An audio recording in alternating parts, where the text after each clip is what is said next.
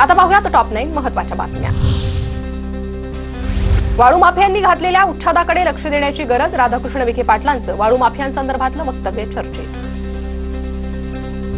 दुधातील भेसळ रोखण्यासाठी राज्य सरकार नवा कायदा करणार, अजामीनपात्र गुन्ह्यासाठी दंडांची रक्कम वाढवणार। आस्थापनांमधील मराठी भाषेबाबतचं आंदोलन तुर्तास थांबवा, पण मुद्द्यावरचं लक्ष हटू देऊ नका, राज ठाकरेंचं कार्यकर्त्यांना निर्देश।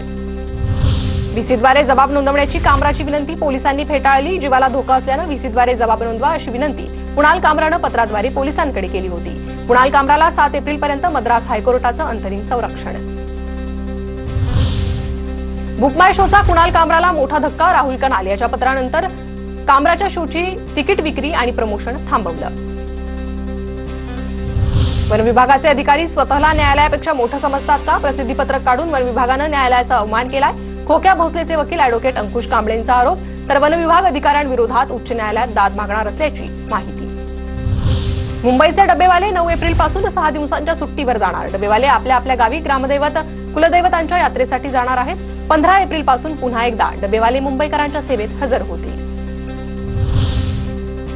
सीईटी कक्षात अपुरा मनुष्यबळ मंजूर, 30 पदांपैकी 10 वर्षात केवळ 13 पदं भरली, विविध परीक्षांच्या आयोजनावर प्रभाव पडणार।